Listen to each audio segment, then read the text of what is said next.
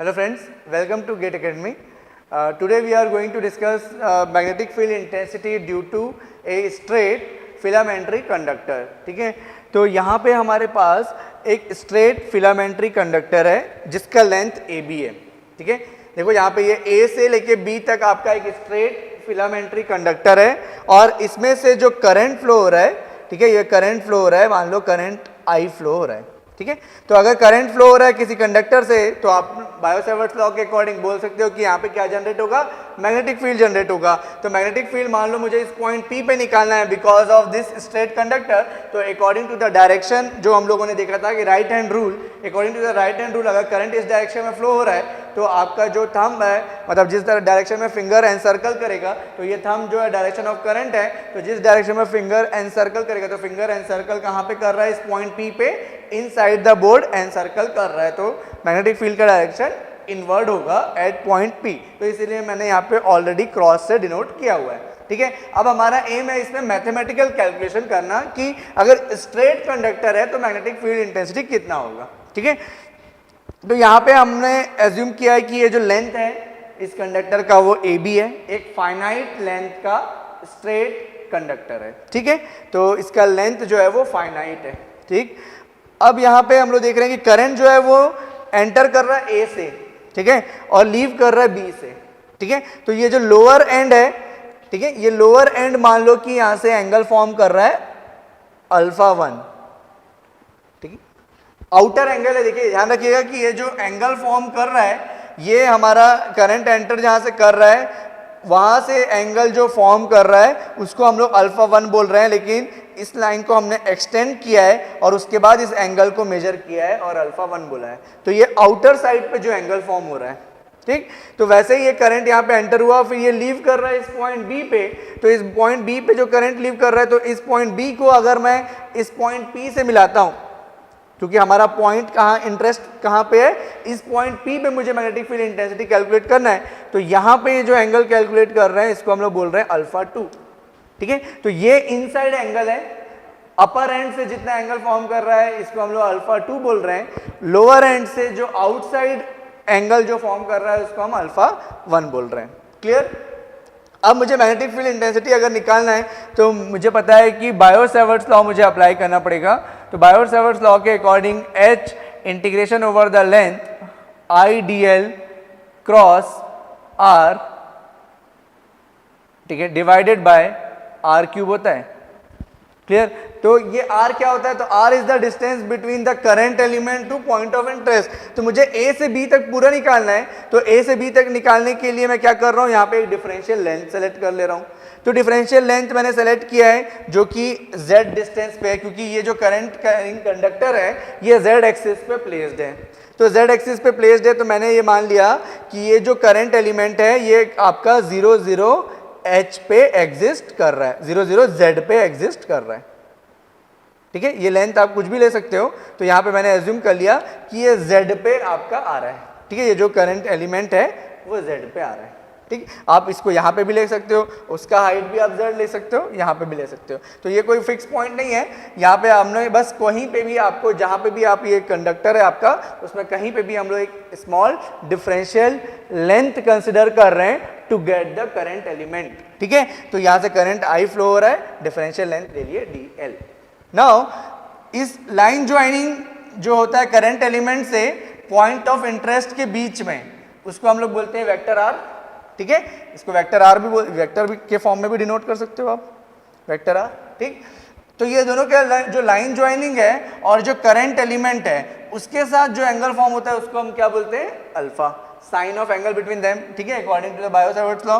तो ये current element और line joining between the current element and point of interest is alpha. Clear. Now यहाँ पे मुझे क्या क्या चीज चाहिए, DL चाहिए था, तो DL मेरे पास है. ठीक है, और दूसरा चीज मुझे क्या चाहिए, R चाहिए. तो मुझे ये डिस्टेंस निकालना है. क्लियर. अब देखो यहाँ पे ये जो लाइन है वो क्या शो कर रहा है, तो ये हमारा करंट कैरिंग कंडक्टर था. इस करंट कैरिंग कंडक्टर को मैंने थोड़ा सा एक्सटेंड किया. ठीक है, एक्सटेंड किया क्योंकि ये तो यहीं से A से B तक ही होना चाहिए था, ये तो आपका Z एक्सिस है, और इसको भी मैंने थोड़ा सा एक्सटेंड किया है. ठीक है, अब जिस पॉइंट पे मुझे मैग्नेटिक फील्ड इंटेंसिटी निकालना है इस कंडक्टर से उस पॉइंट P पे परपेंडिकुलर डिस्टेंस ड्रॉ करते हैं, ठीक है। तो इस कंडक्टर से इस पॉइंट P पे परपेंडिकुलर डिस्टेंस ड्रॉ करते हैं, तो यहाँ से अगर मैं परपेंडिकुलर डिस्टेंस यहीं पे ड्रॉ कर सकता हूँ, यहाँ से मैं यहाँ पे परपेंडिकुलर डिस्टेंस ड्रॉ कर सकता हूँ। तो इस पॉइंट P पे मैं परपेंडिकुलर डिस्टेंस कैसे ड्रॉ करूंगा इस कंडक्टर से? तो डायरेक्टली तो होगा नहीं, तो उसके लिए हम लोग क्या कर रहे हैं, इसके एक्सिस को थोड़ा सा एक्सटेंड कर रहे हैं। जिस एक्सिस में ये लाइन चार्ज प्लेस्ड है उसको थोड़ा सा एक्सटेंड कर रहे हैं, तो इसको एक्सटेंड करके मैं यहाँ तक ले आया। अब यहाँ से मैं इसमें परपेंडिकुलर डिस्टेंस ड्रॉ कर सकता हूँ, ठीक है। तो दैट इज ओरिजिन, ये ओरिजिन है और ये जो पॉइंट P इस तरीके से लोकेटेड है कि ये ओरिजिन से परपेंडिकुलर डिस्टेंस पे है, ठीक है। तो यहाँ से ये परपेंडिकुलर डिस्टेंस मैंने ड्रॉ किया, तो ये हमारा फाइनल पॉइंट है और ये हमारा इनिशियल पॉइंट है। यहाँ से मैंने परपेंडिकुलर डिस्टेंस ड्रॉ किया और उस डिस्टेंस को मैं रो से डिनोट कर रहा हूँ। एक फिक्स लेंथ है रो का, ठीक। तो अब हम लोग को यहाँ पे लिखना है डिफरेंशियल लेंथ कितना होगा और वेक्टर आर कितना होगा, ठीक है। तो डिफरेंशियल लेंथ कितना होगा, तो differential length dl vector, differential length is dl vector. अब ये dl वेक्टर क्या होगा, तो जब ये dl किस डायरेक्शन में चेंज हो रहा है, जब आप a से b जा रहे हो तो एक्चुअली कौन सा पैरामीटर चेंज हो रहा है, z पैरामीटर चेंज हो रहा है। तो dl क्या होगा, dz होगा, ठीक है। डिफरेंशियल लेंथ क्या हो जाएगा, dz, क्योंकि z जो है वो चेंज हो रहा है। और कौन से डायरेक्शन में जा रहे हो आप, इन z डायरेक्शन, तो यूनिट वेक्टर कौन सा होगा, az कैप। तो ये हो गया dl, ठीक है। dl vector is magnitude is dz because we are moving in the z direction and because we are moving in the z direction तो यूनिट वेक्टर भी हम लोग az कैप लेंगे।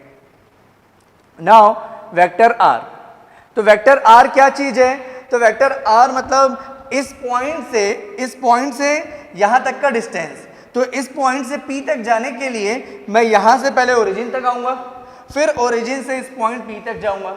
तो यहां से जब मैं यहां तक आऊंगा तो मैं कितना डिस्टेंस ट्रेवल कर रहा हूं, z डिस्टेंस। ये डिस्टेंस क्या है, फिक्स है। यहाँ पे हम लोग को इंटीग्रेशन करने वाले हैं क्या, नहीं करने वाले हैं। तो इसमें जो डायरेक्शन है वो हमको यूनिट वेक्टर के साथ कंसीडर करना पड़ेगा, बिकॉज जो डायरेक्शन है वो हम लोग को तभी मिलता है जब हम लोग इसको इंटीग्रेट करते हैं, ठीक है। लेकिन अगर आपको पता है कि आप फिक्स डिस्टेंस ट्रेवल कर रहे हो तो उस केस में आप जब मूव करोगे उसी समय ही हमको उसका डायरेक्शन लेना पड़ता है, ठीक है। तो यहाँ पे ये हम लोग ऑलरेडी डिस्कस किए थे डिफरेंशियल लेंथ वाले पार्ट में भी, ठीक है, जब हम लोगों ने सर्कुलर रिंग की वजह से इलेक्ट्रिक फील्ड इंटेंसिटी निकाला था, ठीक है। तो वहां पे भी मैंने ये चीज को बताया था आपको कि जब आपको पता हो कि आप फिक्स डिस्टेंस कितना ट्रेवल कर रहे हो तो उस केस में आप यूनिट वेक्टर का डायरेक्शन डायरेक्टली लिख सकते हो। जब हम लोग उसको इंटीग्रेट करते हैं तभी हम लोग उसको लिमिट ऑफ इंटीग्रेशन से उसके डायरेक्शन को कंपनसेट करते हैं। बट बिकॉज मुझे यहाँ पे पता है कि मैं यहाँ से यहाँ तक मूव कर रहा हूँ और वो डिस्टेंस कितना है, z है, तो मैं माइनस z डायरेक्शन में मूव कर रहा हूँ,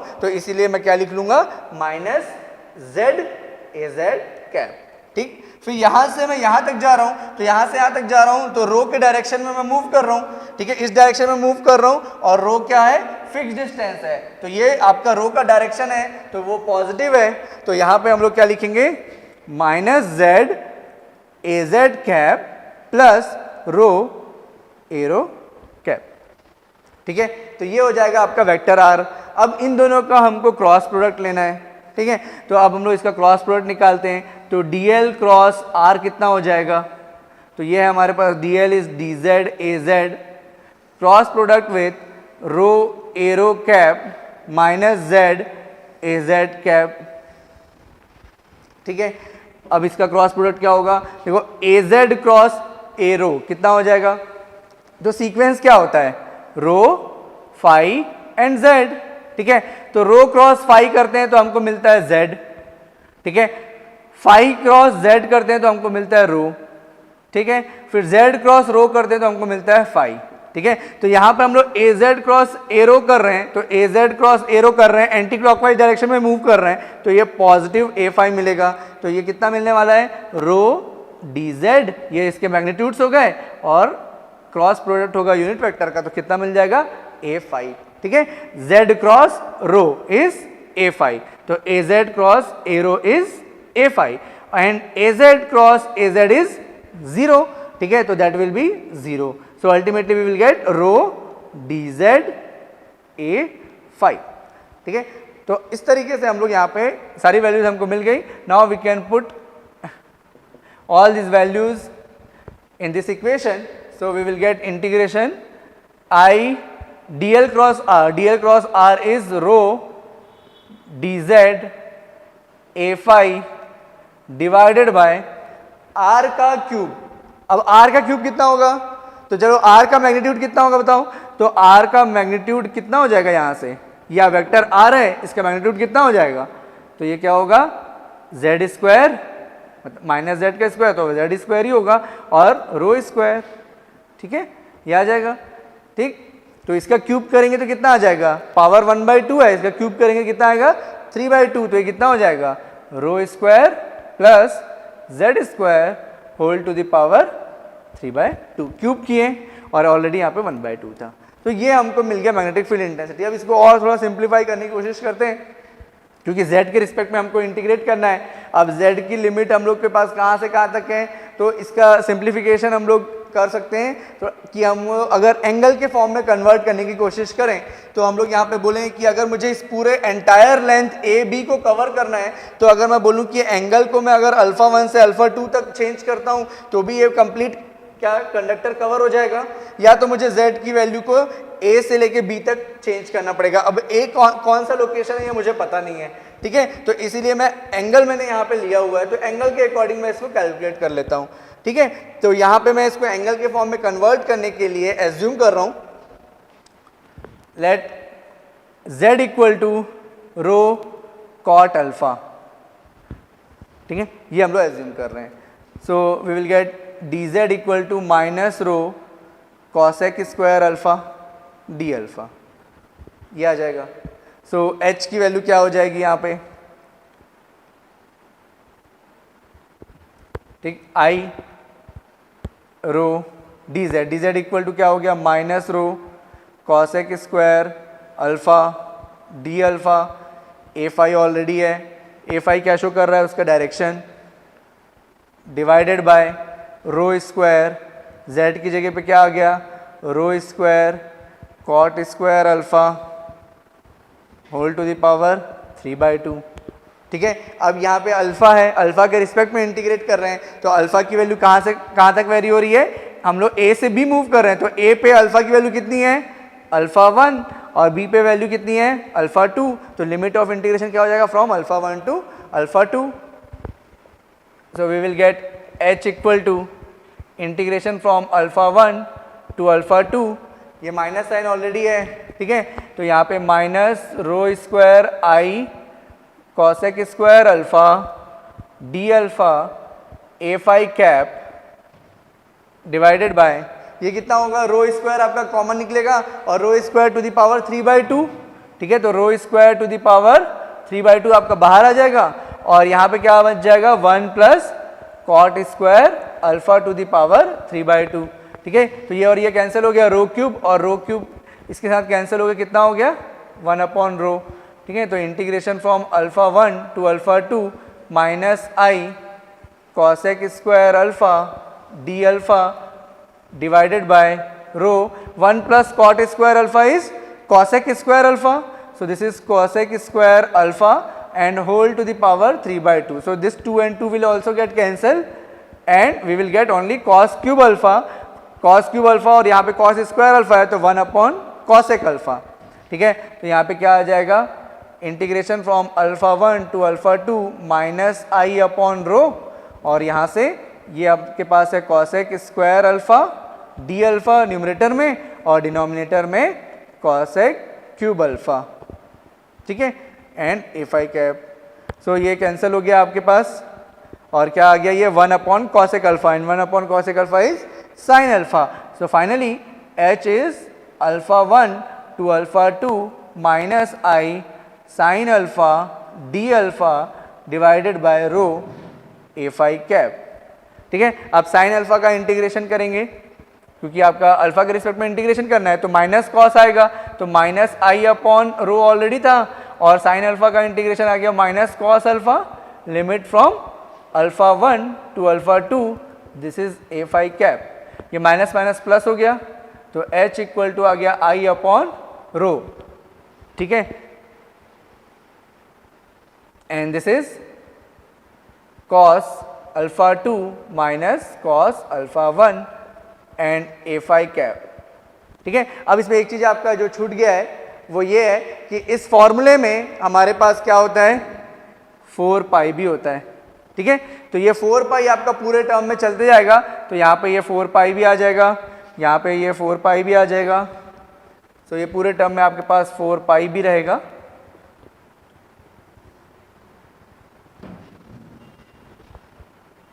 and the final answer is h equal to I upon 4 pi rho, I upon 4 pi rho cos of alpha 2 minus cos of alpha 1 a phi cap. So magnetic field intensity according to the Biot-Savart's law, the formula is h equal to integration over the length of the conductor I dl cross vector r divided by 4 pi r cube. ठीक है, तो ये आपका formula होता है। अब इसमें हमारे पास दो चीजें हैं, एक डिफरेंशियल लेंथ है और एक वेक्टर आर है। ठीक है, तो ये दोनों कैसे कैलकुलेट कर सकते हैं, तो डिफरेंशियल लेंथ क्या होता है, तो डिफरेंशियल लेंथ हम लोग क्या लेंगे कि हमारे पास जो कंडक्टर है वो along the Z axis placed है और उसका लेंथ ए से बी तक है। अब इस ए से बी तक मैंने एक स्मॉल एलिमेंट सेलेक्ट कर लिया डीएल। ठीक है, इसी को हम लोग क्या बोल रहे हैं, करंट एलिमेंट। आई इंटू डीएल के प्रोडक्ट को क्या बोलते हैं, करंट एलिमेंट। तो इस डीएल की वजह से अगर मैं यहाँ पे मैग्नेटिक फील्ड इंटेंसिटी निकाल लेता हूँ तो उसको मैं इंटीग्रेट कर लूंगा ए से बी तक और मुझे टोटल कंडक्टर की वजह से मैग्नेटिक फील्ड इंटेंसिटी मिल जाएगा।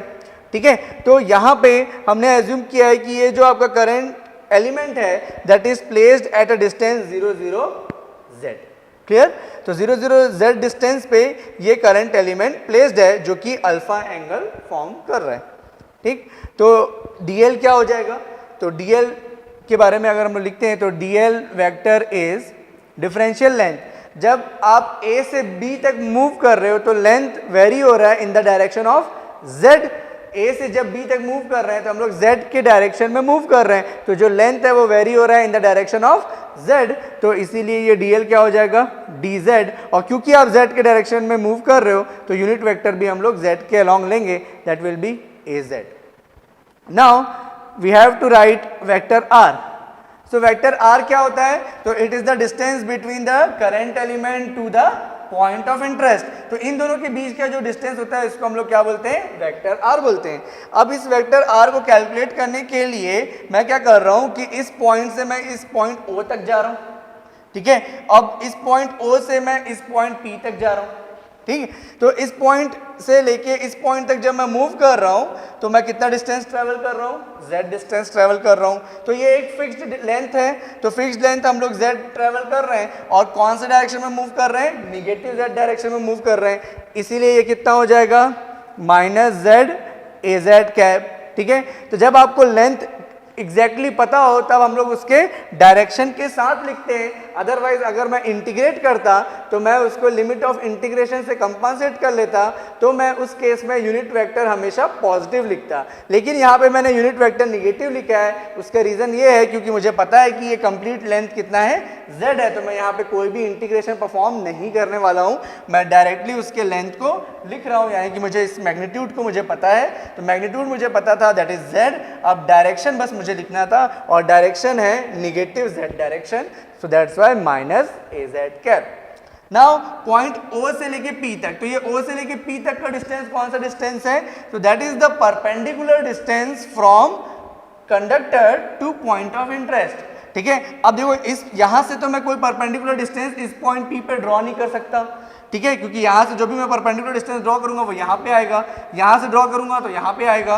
तो इसके लिए मैंने क्या किया, इस लाइन को एक्सटेंड किया, जहाँ पे मेरा कंडक्टर प्लेस्ड है उसको मैंने एक्सटेंड किया, और ये जो पॉइंट P है ये आपका ओरिजिन के परपेंडिकुलर डायरेक्शन में प्लेस्ड है। अभी ये जो पॉइंट ऑफ इंटरेस्ट हम लोग कैलकुलेट कर रहे हैं ये ओरिजिन से परपेंडिकुलर डिस्टेंस पे है, तो मैंने इसको एक्सटेंड किया। अब यहाँ से मैंने परपेंडिकुलर डिस्टेंस ड्रॉ किया P पे, तो मुझे डिस्टेंस मिल गया रो। तो that is the perpendicular distance from the line of axis of conductor और the conductor itself to point of interest. तो यहाँ से यहाँ तक का परपेंडिकुलर डिस्टेंस रो है, और रो के डायरेक्शन में हम लोग मूव कर रहे हैं, तो ये रो जो आपका यूनिट वेक्टर है, यूनिट वेक्टर बोल रहा हूँ, ये आपका जो रो है that is the distance, fixed distance that is rho, और रो के डायरेक्शन में ही आप मूव कर रहे हो, तो इसीलिए इसका यूनिट वेक्टर क्या हो जाएगा, एरो कैप। क्लियर है। नाउ इसका मैग्नीट्यूड लिखेंगे, अगर इस वेक्टर r का अगर मैग्नीट्यूड लिखेंगे तो क्या आएगा, रूट ओवर माइनस जेड का होल स्क्वायर प्लस रो का स्क्वायर। ठीक है, तो ये कितना आ जाएगा, root over rho square plus z square. Clear? तो ये आ गया आपके पास distance r। Clear? Now we have to calculate this dl cross r, so that is nothing but h equal to integration over the length I dl cross r। तो dl cross r मतलब dz az cross r। r कितना है हमारे पास, rho arrow cap minus z az cap divided by 4 pi r cube. r कितना है, rho square plus z square. तो ये कितना हो गया, rho square plus z square, इसका क्यूब लिखना है तो होल टू द पावर 3/2। ठीक है, ये 1/2 है, इसका क्यूब करेंगे 3/2 हो जाएगा। नाउ यहाँ पे अगर हम लोग बात करते हैं इसके क्रॉस प्रोडक्ट की, तो ये हमारे पास मान लो एरो है, ये हमारे पास ए फाई है और ये हमारे पास ए जेड है। ठीक, एंटी क्लॉकवाइज डायरेक्शन में। Now we know that the unit vector a rho cross a phi gives a z, a phi cross a z gives a rho, a z cross a rho gives a phi, अगर आप anti clockwise direction में multiply कर रहे हो। ठीक है, तो ये क्रॉस प्रोडक्ट इस डायरेक्शन में लेंगे तो आपको ए जेड मिलेगा, और ए फाई क्रॉस ए जेड करेंगे तो एरो मिलेगा, ए जेड क्रॉस एरो करेंगे तो ए फाई मिलेगा। ठीक है, तो इस तरीके से यहाँ पे मुझे h की वैल्यू कितनी मिल जाएगी, integration over the length I d z a z cross a rho, कितना हो गया, a z cross arrow is a phi. तो यहाँ पे कितना मिल गया, प्लस रो ए फाई। ठीक है, ये रो आ गया और ये a phi minus a z cross a z, a z cross a z is 0। ठीक है, तो ये 0 हो गया, तो मतलब ये यहाँ तक ही रहेगा, divided by 4 pi rho square plus z square whole to the power 3/2। ठीक है, अब मुझे इसको अलॉन्ग द लेंथ इंटीग्रेट करना है, तो या फिर मैं क्या कर सकता हूँ कि मुझे अगर इस ए और बी का लोकेशन पता होता तो मैं इसका लिमिट पुट कर लेता z का।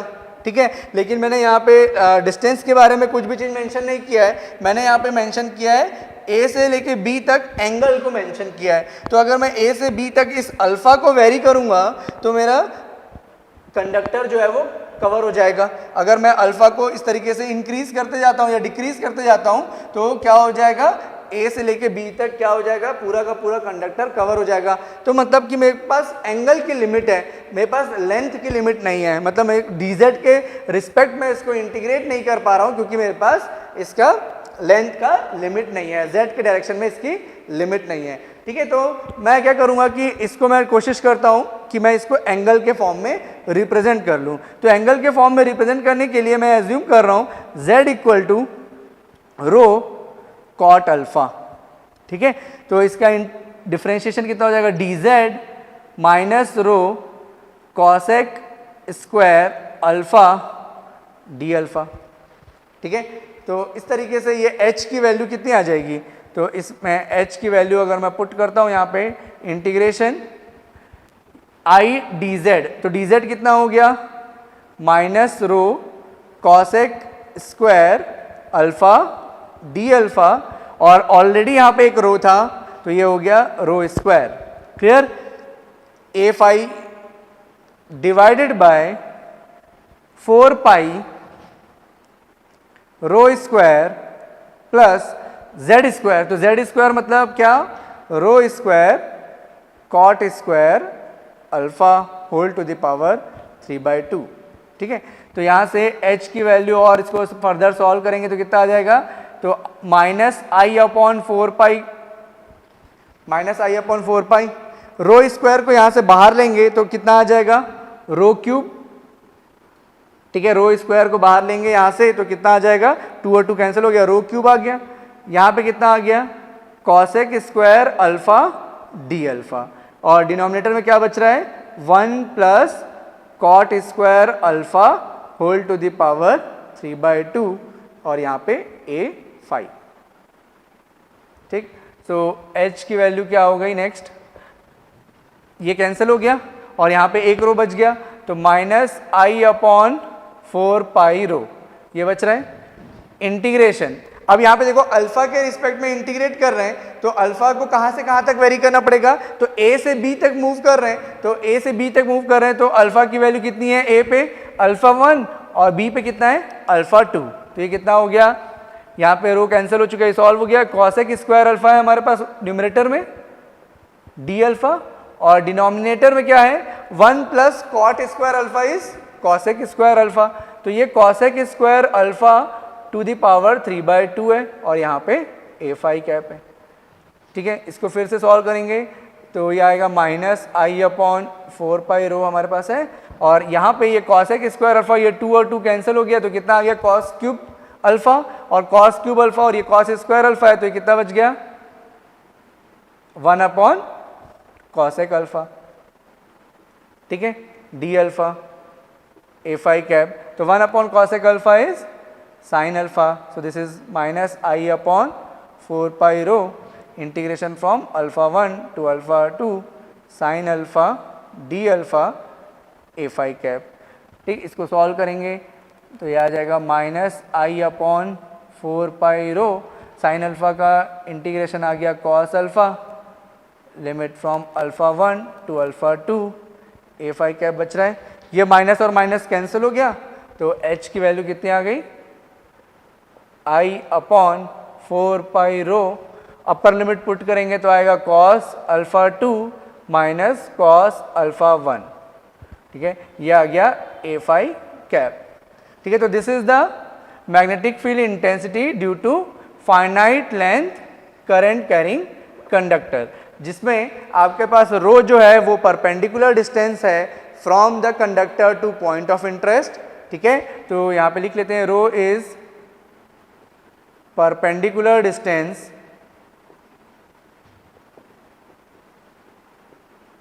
From conductor to point of interest, मतलब जहाँ पे आपको मैग्नेटिक फील्ड इंटेंसिटी कैलकुलेट करना है। ठीक है, alpha 2 angle subtended bye upper end of the conductor to the point of interest,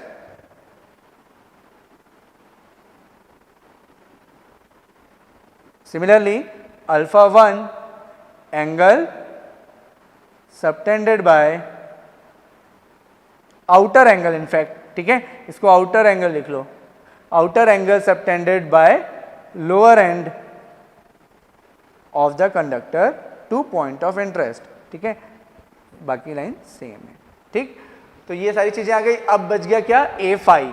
तो ए फाई के लिए क्या होगा, ए फाई आपका डायरेक्शन को शो कर रहा है, और इसके डायरेक्शन को निकालने के लिए आप इस तरीके से ए एल क्रॉस ए रो भी कैलकुलेट करोगे तो मैथमेटिकली आपको मिल जाएगा। ठीक है, जो लास्ट लेक्चर में मैंने बात किया था कि इसको मैथमेटिकली भी कैलकुलेट कर सकते हैं, तो मैथमेटिकली कैसे कैलकुलेट करेंगे, एक तो आप कैलकुलेट कर सकते हो राइट हैंड रूल से, और मैथमेटिकली कैलकुलेट करना है तो आपको ये यूनिट वेक्टर का क्रॉस प्रोडक्ट लेना पड़ेगा। तो अब इसमें ए एल और ए रो क्या डिनोट कर रहे हैं, तो ए रो तो यही सेम चीज है।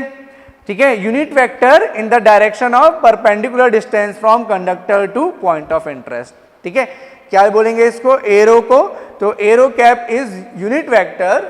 ठीक है, अगर मैं लिखूं इसको तो ये क्या हो जाएगा, unit vector in the direction of perpendicular distance from conductor to point of interest.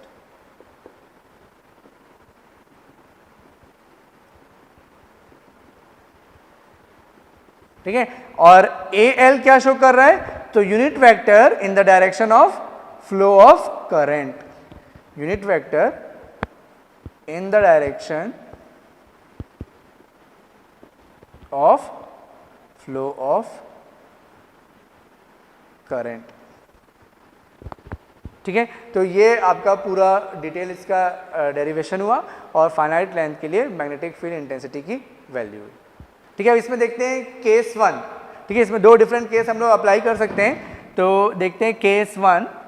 Case 1 क्या है आपके पास कि अगर मान लो कि ये सेमी इनफाइनाइट लेंथ का कंडक्टर होता, semi infinite long conductor. Semi infinite मतलब हो गया 0 से लेके इन्फिनिटी या माइनस इन्फिनिटी से लेके 0, ठीक है। Not minus infinity to infinity, ठीक है। सेमी इनफाइनाइट का मतलब होता है या तो आप माइनस इन्फिनिटी से 0 तक ले लो या तो आप 0 से इन्फिनिटी तक ले लो, दोनों ही सेमी इनफाइनाइट बोलेंगे, ठीक है। तो अगर मैं इसको बोल रहा हूं कि पहले हमारे पास जो लेंथ था वो इस तरीके से था, यहां से यहां तक ए से बी, इसको हमने ओरिजिन बोला था और ये हमारा पॉइंट ऑफ इंटरेस्ट था, ठीक।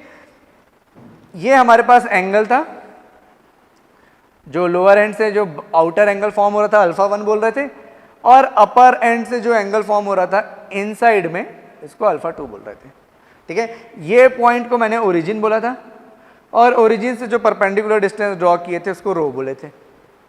क्लियर है यहाँ तक? अब देखो सेमी इनफाइनाइट का क्या मतलब है, ये along the Z axis place था। सेमी इनफाइनाइट मतलब 0 से इन्फिनिटी मैंने बोला, तो 0 से इन्फिनिटी करने के लिए मुझे पॉइंट ए को 0 पे लाना पड़ेगा और पॉइंट बी को मुझे इनफाइनाइट में लेके जाना पड़ेगा, ठीक है। तो जैसे जैसे ये पॉइंट बी अपवर्ड डायरेक्शन में मूव होगा वैसे वैसे अल्फा 2 की वैल्यू इंक्रीज होगी कि डिक्रीज होगी? डिक्रीज होगी, ठीक है। तो कैसे? जैसे कि मान लो कि इस पॉइंट बी को मैं यहाँ लेके चला गया यहाँ पे, तो अब इसको लाइन ज्वाइन करके आप देखो तो आपको समझ में आएगा कि अल्फा किस तरीके से अल्फा 2 जो है वो डिक्रीज होते जा रहा है। ये अल्फा 2 और इस अल्फा 2 को अगर मेजर करोगे तो ये डेफिनेटली लेस वैल्यू होगी और ये वैल्यू आप कहाँ पे लेके जा रहे हो? इनफाइनाइट में लेके जा रहे हो। तो इनफाइनाइट में ये एंगल डिक्रीज होते होते ऑलमोस्ट हम लोग क्या एज्यूम करेंगे? 0, ठीक है। तो अल्फा 2 की वैल्यू कितनी हो गई? 0 हो गई फॉर सेमी इनफाइनाइट, ठीक है। अब ये वाला जो पॉइंट है इसको आप कहाँ लेके आ रहे हो? ओरिजिन पे। तो इस पॉइंट को अगर मैं इस डायरेक्शन में इंक्रीज कर रहा हूं तो देखो मैं पहले यहां तक आया तो ये अल्फा 1 की वैल्यू क्या हो रही है? इंक्रीज हो रही है। फिर ये पॉइंट ए को मैं यहाँ तक लेके आ गया तो ये जो पॉइंट ए यहाँ पे आ गया तो मेरे को आउटर एंगल मेजर करना है, तो इस लाइन को मैं एक्सटेंड करूँगा, एक्सटेंड कर दिया। अब ये जो आउटर एंगल फॉर्म होता है क्योंकि ये लाइन ज्वाइनिंग है तो इसके साथ जो आपका ये आउटर एंगल फॉर्म हो रहा है, ठीक है, ये लाइन ज्वाइनिंग आ गया। अब इसके साथ जो आउटर एंगल है वो अल्फा 1 हो गया, लेकिन इस अल्फा 1 को हम लोग यहीं पे रखेंगे, इससे ज़्यादा शिफ्ट नहीं करेंगे क्योंकि 0 से लेके इनफाइनाइट तक जाना है। तो इस पॉइंट बी को इनफाइनाइट तक ले गए तो अल्फा 2 0 हो गया। जब मैं इस पॉइंट ए को ओरिजिन पे लेके आया तो अल्फा 1 की वैल्यू कितनी हो गई? 90 डिग्री हो गई। तो ये कितना हो गया? Alpha 1 90 degree. अब इस केस को अगर मैं अपने इस फॉर्मूले में अप्लाई करता हूं तो अल्फा 2 की वैल्यू है 0 मतलब cos 0 हो गया 1, अल्फा 1 की वैल्यू है 90 मतलब cos 90 हो गया 0। तो इस केस में h की वैल्यू कितनी हो जाएगी? I/4 pi rho a phi cap. मतलब अगर आपको सेमी इनफाइनाइट दिया हुआ है तो उसमें आपको कोई भी एंगल सेपरेटली कैलकुलेट करने की जरूरत नहीं है, आप सिर्फ परपेंडिकुलर डिस्टेंस निकालो, ठीक है। ये रो पे बस डिपेंड कर रहा है, परपेंडिकुलर डिस्टेंस निकालो और उसका डायरेक्शन निकालो और आपको क्या मिल जाएगा? मैग्नेटिक फील्ड इंटेंसिटी मिल जाएगा, ठीक है। अब हम लोग आते हैं केस 2 पे। केस 2 क्या होगा? Obviously infinite long.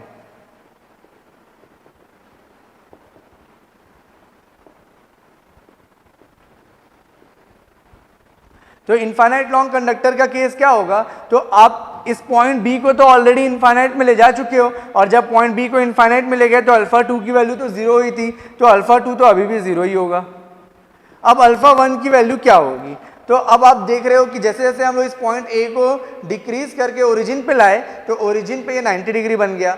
अब इसको ओरिजिन से मेरे को माइनस इनफाइनाइट पे लाना पड़ेगा। इन्फिनिटी मतलब माइनस इनफाइनाइट से लेके इनफाइनाइट तक कंप्लीट इन्फिनिटी लेंथ उसको बोलते हैं, ठीक है। तो जैसे जैसे आप इस पॉइंट को डिक्रीज करोगे, जैसे मैं पॉइंट ए को यहाँ लेके आ गया तो ये जो एंगल फॉर्म हो रहा है आउटर एंगल, तो ये डेफिनेटली 90 से ज़्यादा दिख रहा है, ठीक है।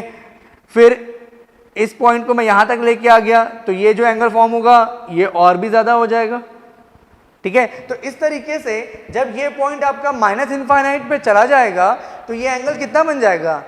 ऑलमोस्ट 180 डिग्री, ठीक है, जीरो तो होगा नहीं क्योंकि इसमें हम लोग आउटर एंगल फॉर्म कर रहे हैं, तो अगर मैं इनसाइड एंगल बोलूं तो जीरो होगा, लेकिन हमारा अल्फा 1 क्या है, आउटर एंगल, तो आउटर एंगल कितना हो जाएगा, जब लाइन ऑलमोस्ट पैरेलल हो जाएंगे तो एंगल कितना हो जाएगा, 180 डिग्री हो जाएगा। ठीक है, तो ये कितना हो जाएगा, 180 डिग्री।